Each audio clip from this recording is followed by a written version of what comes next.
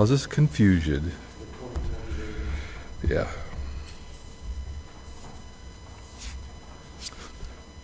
I hold in my hand a semi-exquisite pen. It's purple. It's nice, actually. Has one that, well, they all do. Anymore, they're all crafted in a mock velvet protective sleeve. Okay? This pen can be yours if you know the answer to this question. Remember how the game is played. Don't blurt out any answers. You can't Google anything. It has to be from your own knowledge. So here it is. Who supposedly, and that's the qualifying word here, who supposedly said, the eyes are the window to the soul. The eyes are the window to the soul. Who supposedly said that?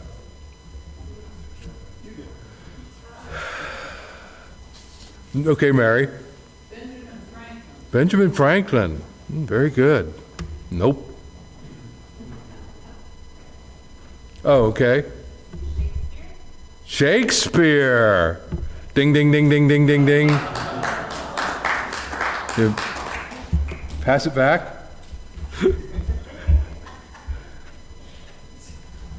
William Shakespeare supposedly said, the eyes are the window to the soul. Now, it's interesting, if you Google that, it will also give you Jesus as a response to that. And they give credit, some people give credit to Jesus because of what he said in Matthew 6, 22 and 23, where he says, the eye is the lamp of the body. If your eyes are good, your whole body will be full of light. But if your eyes are bad, your whole body will be full of darkness. If then the light within you is darkness, how great is that darkness? Now, what's interesting is that Eugene Peterson in The Message paraphrases the first part of this sentence this way: your eyes are windows into your body. In other words, what you look at, if what you look at is bad, then your whole body will be full of darkness. So Jesus is telling us that we need to be deliberate and selective. We need to guard our eyes against the things that would corrupt our souls and enslave our bodies. Brethren, reality is we live in a highly visual, image-driven world. It's interesting that in 1984, Neil Postman, professor of communication arts and sciences at New York University, warned us of the real and present danger of television. 1984. In his book, Amusing Ourselves to Death, he reasoned that the visually entertaining nature of television would eventually render us incapable of rational public discourse and reasoned public affairs. Are we there yet? In other words, and this is my summary, I read his book, our brains will turn to mush, and the ability to have an intelligent conversation or discussion will diminish greatly because our brain cells have been killed off by countless hours of mind-numbing trivia.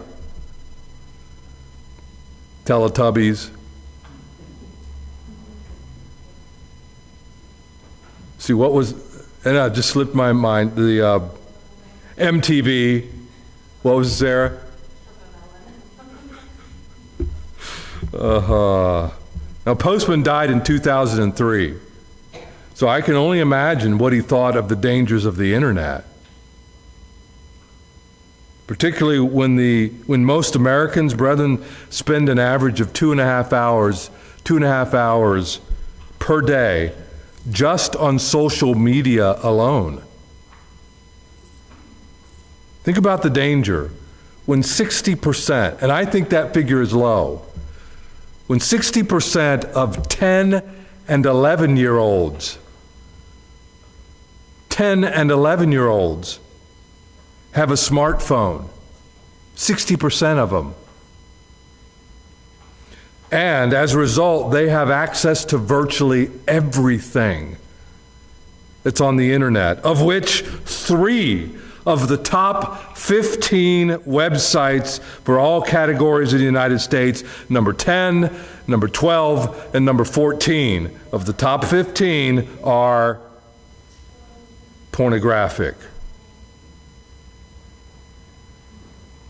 Perhaps we should sing more often the children's song, "Be careful, little eyes, what you see," and not just for them, but for ourselves. Since the beginning of time, brethren, our eyes have been a portal for temptation to feed the flesh and to fuel our desires. Right out of the gate in the garden, when Eve was tempted to disobey God, Satan told her that if she ate of the forbidden fruit, that her eyes would be opened. Now that was a spiritual opening, but brethren, there was a physical counterpart to that opening also, because it then says that when the woman saw that the tree was good for food, and that it was a delight to the eyes, and that the tree was desired to make one wise, she took from its fruit and ate. She gave to her husband who was with her, and he ate, and the eyes of both of them were opened. Again, spiritual, physical, spiritual. And from that point on, the world forces of darkness have used our eyes to draw us in, to seduce us with shiny trinkets of nothingness that eventually leave us empty and hungry for more. I believe that's one of the reasons that we're told to live a life, to walk by faith and not by sight, 2 Corinthians 5, verse 7, because faith looks at the eternal, the everlasting, whereas when we live by sight, it's simply we're looking at the physical, the temporary.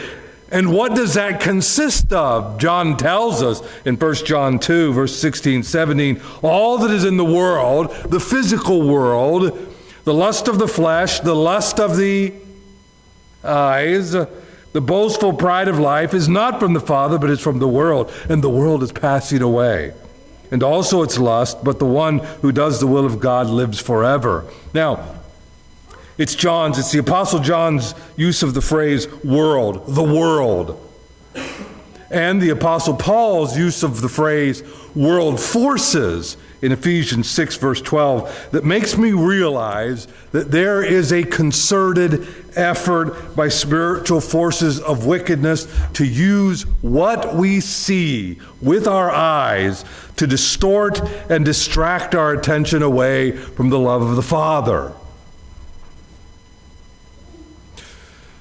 Remember those red sneakers I wore last week? Now could you forget? Now I ordered those from Amazon 3 weeks ago in anticipation of that sermon. Since ordering those red sneakers, and brethren, this is no exaggeration, since ordering those sneakers, every time I open my internet browser and go to Yahoo, Facebook, or my email, guess what I see? Or an advertisement for a sneaker. Wait a minute, I ordered it from Amazon. How does it come over into Yahoo? Or to my Hotmail?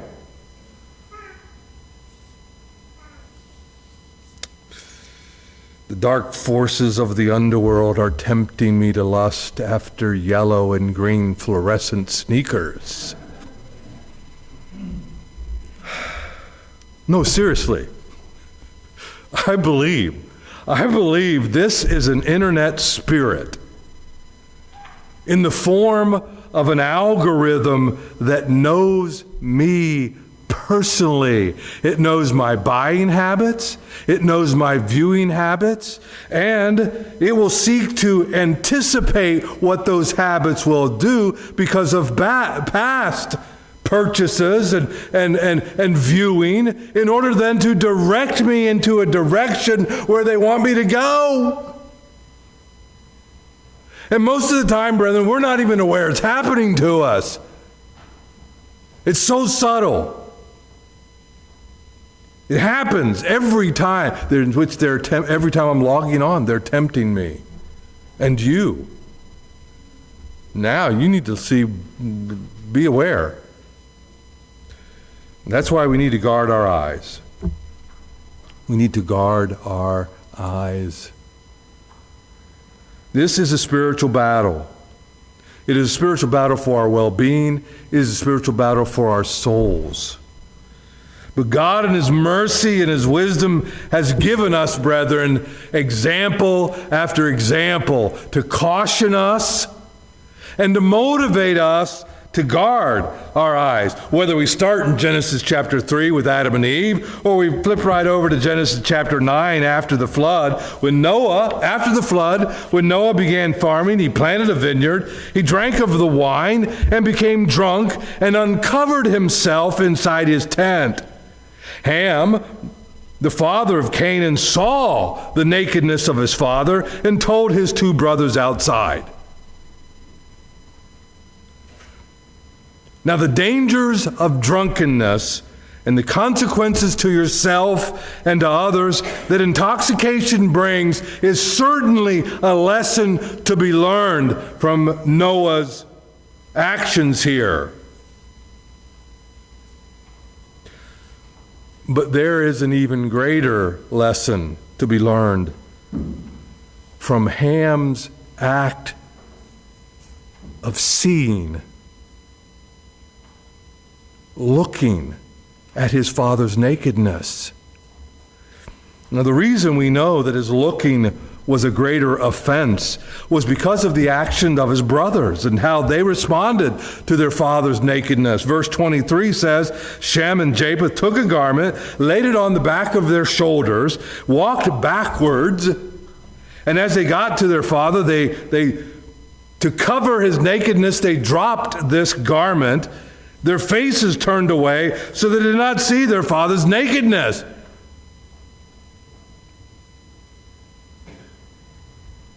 And the other reason we know that this was a greater offense was because of the subsequent curse pronounced upon Ham and his descendants.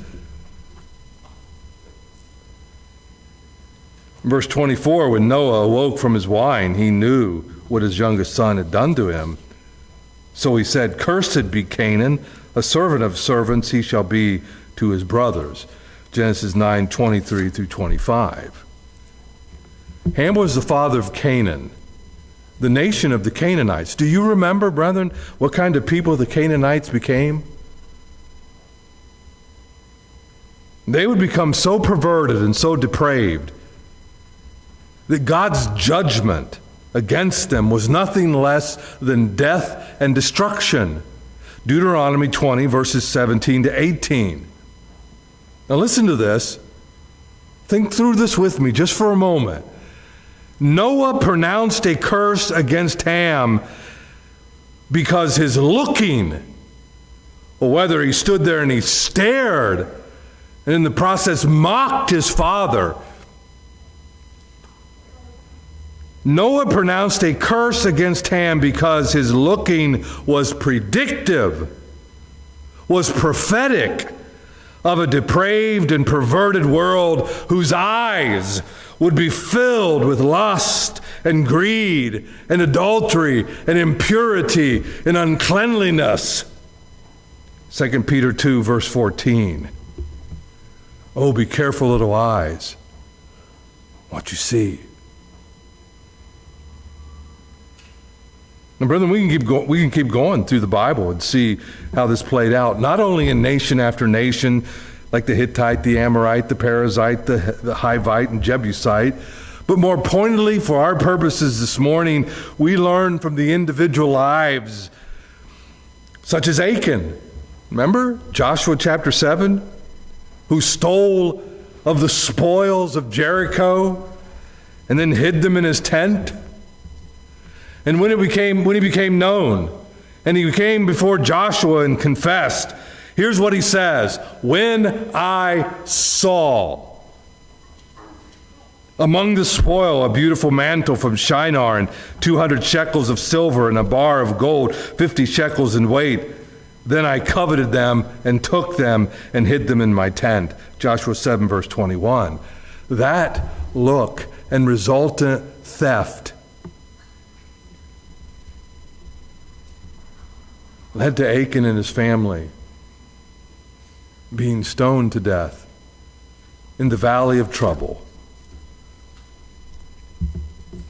How about the example of King David in 2 Samuel chapter 11? When he went out over his palace roof, and there he looks down and he sees a woman, another man's beautiful wife, bathing. It was Bathsheba. He sent for her, and he committed adultery with her. He saw, and he took. Brethren, David was guilty of what Jesus said in Matthew 5, verse 28, that everyone who looks upon a woman to lust for her has already committed adultery with her in his heart, except that he not only looked, David followed through physically, and we know how that turned out. Pregnancy, cover-up, deceit, murder, death. Until God called him into account through the prophet Nathan.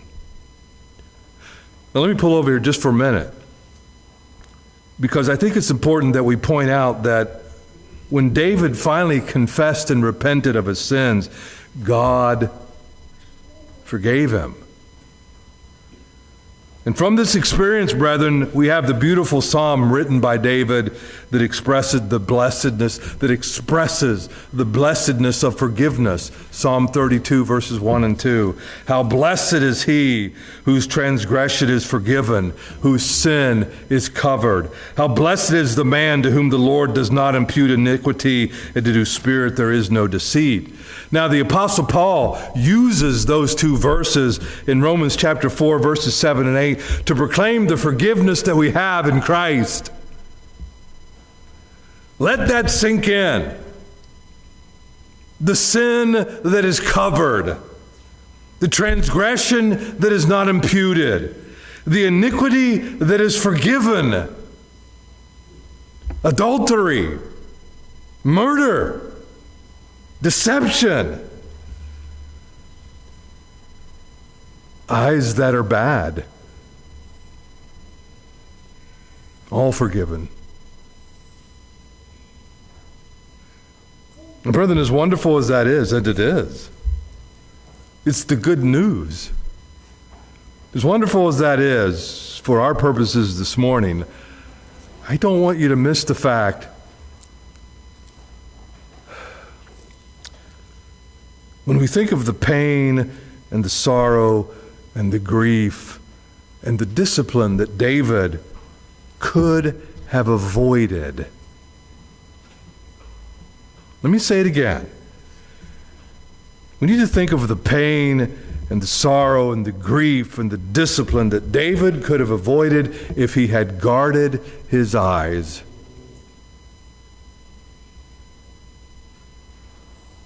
So the passage that I picked this morning that Wendell read to us, weirdly enough, you may say, what? Numbers 15, that's kind of a weird passage. But no, because it specifically addresses the very thing we're talking about here. If you recall, a man had been found breaking the Sabbath. And God instructed the children of Israel to stone him to death.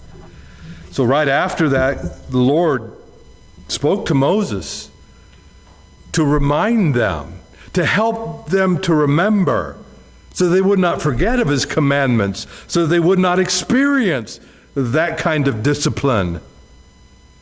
And here's what he tells. The Lord said to Moses, speak to the Israelites and say to them, throughout the generations to come, you're to make tassels on the corners of your garments with a blue cord on each tassel. You will have these tassels. Why? Why, Moses? Why, God? To look at. And so you will remember all the commands of the Lord. Brethren, now let me tax you just for a minute here. What is it called, this little box that Jewish people put right outside over their door?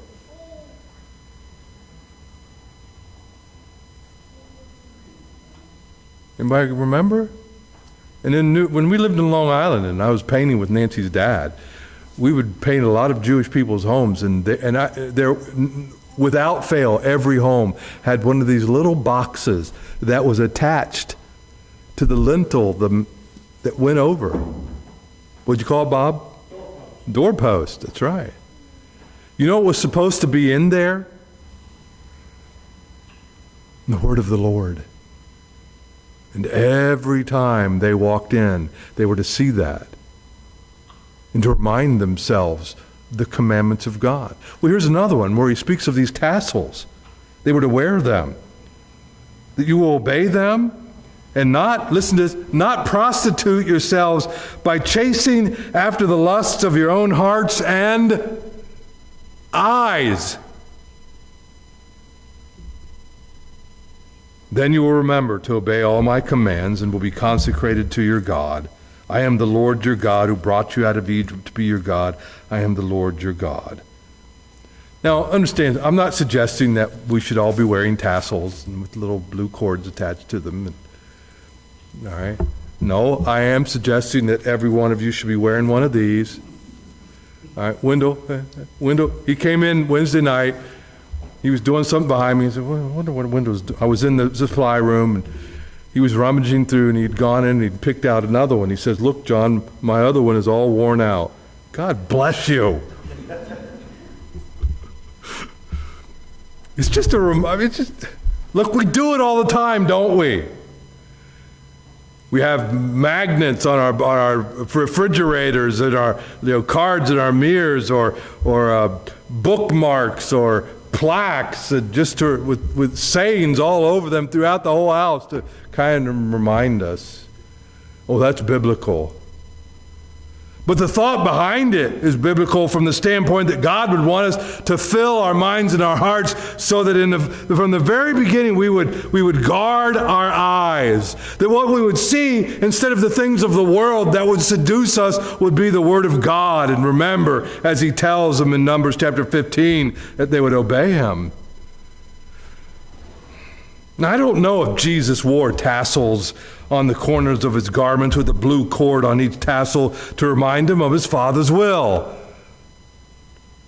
But I do know that he hid his Father's word in his heart, that he might not sin against him, but also to guard his eyes against Satan's algorithm of seductive ads. And he was doing it all the time. Matthew chapter 4, the devil took him to a very high mountain and showed him all the kingdoms of the world, and their glory must have been a sight. And Satan said to Jesus, all these things I'll give you if you'll fall down and worship me. Come on, I know you remember how Jesus overcame that, how he resisted that temptation. He says, go, Satan, for it is written, you shall worship the Lord your God and serve him only. And Jesus looked to the word that was hidden in his heart, to overcome temptation, to guard his eyes. And secondly, brethren, we guard our eyes by being like Job, who in Job 31 verse 1 says that he made a covenant with his eyes. And in this particular case it says that he would not look lustfully at a woman. But brethren, in our case as believers, we make a covenant with our eyes as well as with the rest of our bodies, with the rest of our body. A covenant to bring glory to him. Do you not know that your body is a temple of the Holy Spirit who is in you, whom you received from God? You are not your own. You have been bought with a price. Therefore, glorify God. Honor God with your body. Oh, be careful, little eyes, what you see. We need to guard our eyes in order for us to be able to glorify our Father who is in heaven. Now, Jared picked a song, and I don't know when the last time we sang this song, Yield Not to Temptation, for yielding is sin. I'm glad he picked that because I want it to be a song that we sing to recommit ourselves. We do this every Sunday. At least I hope you're encouraged to do it every Sunday. That through the lesson you would you be encouraged. The song that we sing afterwards would be a song of dedication to yield not to temptation. And brethren, we would commit ourselves to being holy, to doing what we can do to guard our eyes, to bring glory and honor to Him. Let's stand and sing that song.